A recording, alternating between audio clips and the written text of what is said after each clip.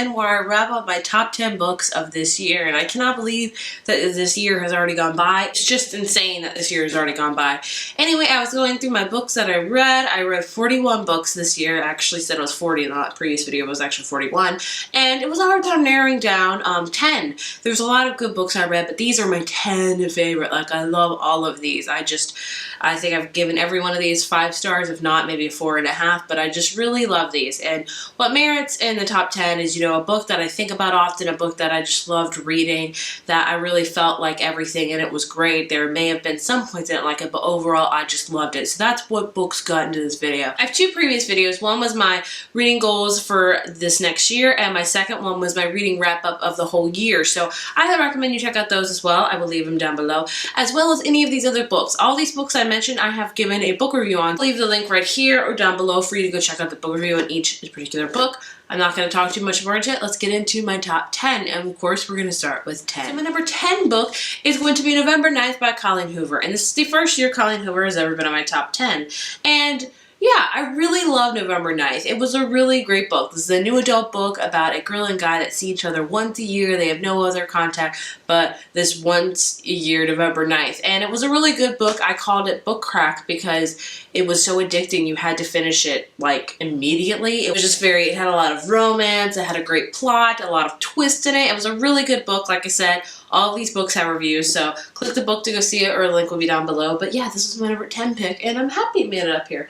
I'm happy I read this book. This is my favorite Colleen Hoover book by far. So number 9 is going to be Dumplin by Julie Murphy. This is another contemporary book. Surprisingly enough, there's not too many contemporary books on my list this year. It's about a girl named Willow Jean who is a larger girl, and she usually just is okay with her body. This is all about female empowerment, being okay with who you are, being okay in your own skin. It's all about that, and it's just an amazing book. Like I said, it really gets you in the female empowerment spirit, you know, to be okay with who you are, no matter what size, no matter what color, no matter how you look or you feel, just to be okay with who you are. I really love this book. It's just such an uplifting book, and I love uplifting books, books that make me feel better after I read them. I highly adore it. I enjoyed it, like I said, and I have a review of it. Coming in at number 8 is a fantasy book, and that is The Wrath and the Dawn, or Wraith. I forget how you particularly announce this. It's inspired by 1001 Nights. Her name's Charizard, if I pronounce it right. She marries the Khalid, like this emperor pretty much, and she does it because the emperor kills a bride every night. So he marries somebody new like every day. Before dawn, that bride never makes it. So it's all about her going into this, and she's avenging her best friend, and she's trying to figure out if she can make it past dawn, and figuring out why this guy is doing this. What secrets does he have? All this stuff. This is so good. I did not think I would like it because I usually don't read books like this. This was a step out of my comfort zone, if I'm honest. I really liked it. It was a fresh take on 1001 Nights, which I haven't read. I really felt for the characters. The romance was great. The plot was amazing. And the second book's coming out this year. So I'm very excited about it. Like I said, it's a great fantasy book. It's a great take on 1001 Nights. And it's all about, you know, her uncovering the mystery. And it's just has an amazing feel to it. It's an awesome book, honestly, and I'm very happy I read it. Coming in at number 7 is an adult book, and that is Me Before You by Jojo Moyes. I read this at the very beginning of this year, and that goes to show you that this has stuck with me literally all year. This is about a girl named Louisa who takes up as a job as like a caretaker for a guy named Will who is wheelchair bound after an accident. Will is very sarcastic. He's got not a lot of zest for life. He's very depressing, and Louisa is just trying to cheer him up because there's a certain thing that Will wants to do, and you know, Louisa's trying to prevent him from doing it. I'm sure you can guess what it is, but it's just a very amazing book, a very tearjerker book. I sobbed after this book. This book was so amazing. You fell in love with the characters, you fell in love with the story, you rooted for them, and you just cried at the end. I'm not going to say what happened, yada yada yada. You'd have to, you know, read it. See, I would highly recommend this one. This is such a beautiful book. Jojo Moyes like really writes very poetically, very beautifully. Like I said, wraps you in this story, and it's just so awesome. I highly recommend, if you like contemporary, if you like chick lit, or if you just like adult fiction in general, that you pick this up. This will not disappoint, and it will probably make you cry a lot. My 6th book is actually being lent out to a friend, and that is The Ember in the Ashes by Abba Tahir. I probably pronounced that wrong. I apologize. This is another fantasy book. This is all about I don't have the book with me, so I kind of forgot. This girl whose brother gets killed, and so she goes into this undercover like rebellion thing going on to this emperor, and she's trying to figure out how to take this empress down and all this other etc. stuff. And then we have a lot of perspective in this book. So we have a guy in it who's in this kingdom and who's pretty far up in like a guard type of thing. I'm trying to explain it easily because it's kind of complicated. And you know, he is feeling the resistance. He doesn't want to be here anymore. He doesn't agree with everything they do because it's like almost like the Romans times. It's an insane book. That's all I can say. It's got a lot of rebellion in it. It's got a lot of, you know, hierarchy, a lot of brutal things in it. It touches on lots of subjects like, you know, like rape and horrible things, but things that should be talked about. It's an amazing book, an amazing series, and apparently that this was only going to be a standalone, and I think there's going to be a second and last book, which I'm so happy for because I need more. I need to figure out what exactly happens because the ending is kind of a cliffhanger. You just don't know what's going to happen with all of these characters. It's just a great fantasy book. I highly recommend it. Coming in number 5, another book that is lent out to a friend is Saint Anything by Sarah Dessen. Are you surprised it's on this list? I'm not, because we all know I love Sarah Dessen. Sarah Dessen just is amazing. This is about a girl, I forget her name.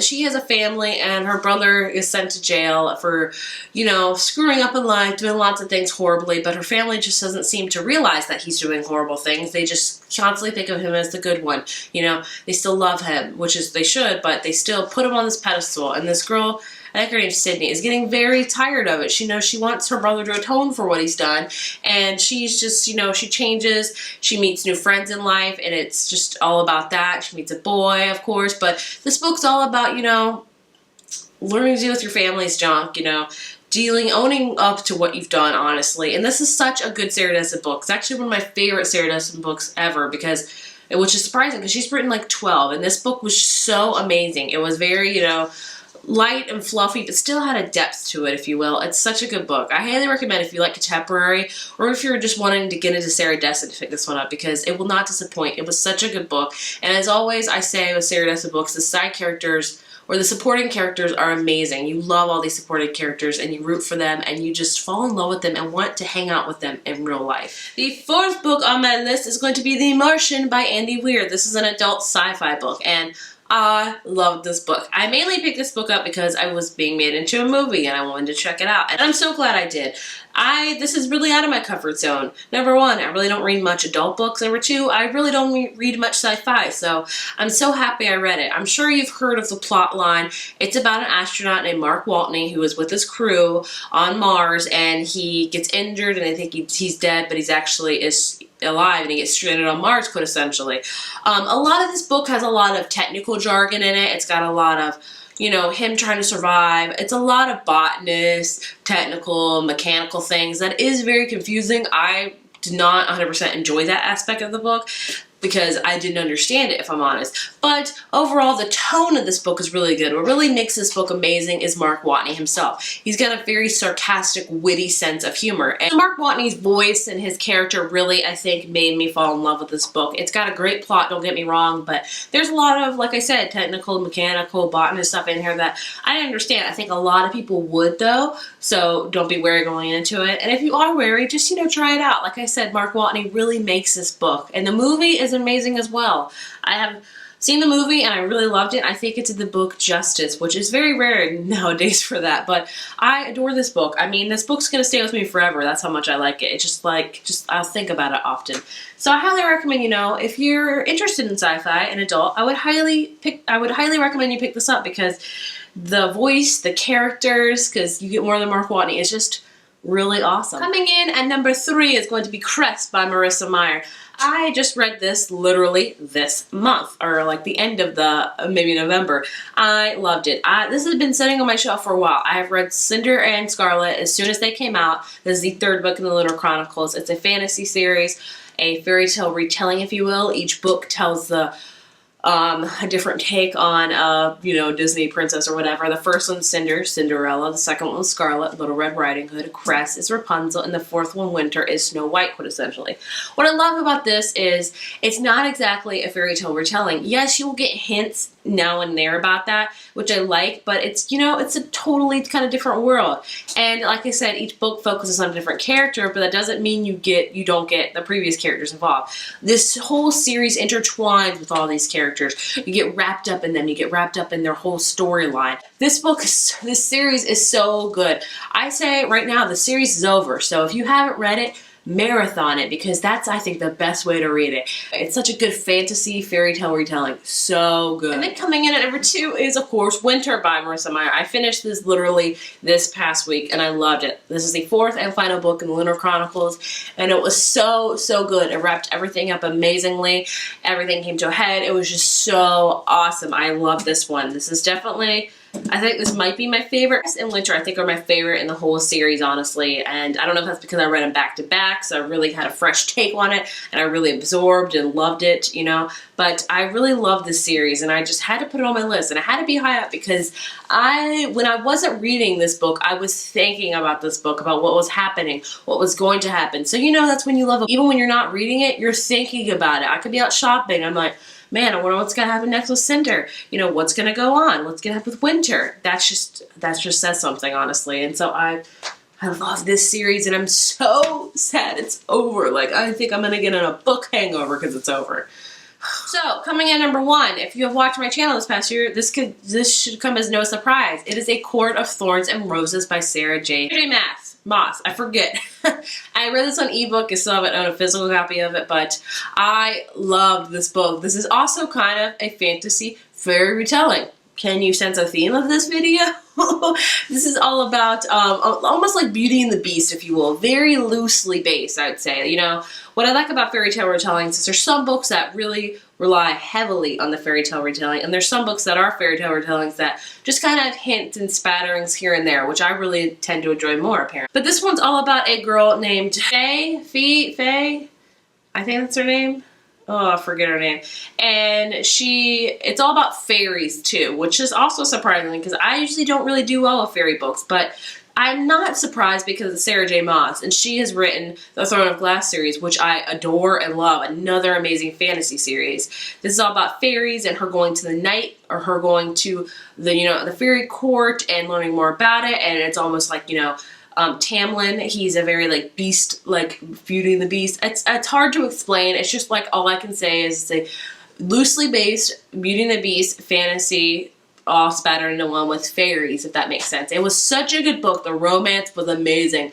The plot was amazing. I absorbed myself in this book, and immediately after I had to read like everything Beauty and the Beast, like retelling, which I didn't find much of, but I just was definitely a book hangover after I read this book. So anyway, that was my top 10 books of 2015.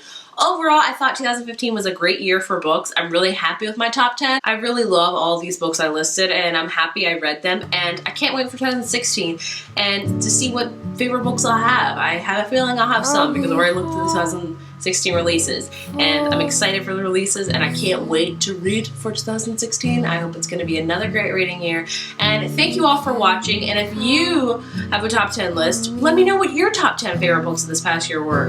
Maybe we'll have some of the same books, maybe not, but let's have a discussion about it. Thank you guys so much for watching, and I will see you next time. Bye. Presents on the tree.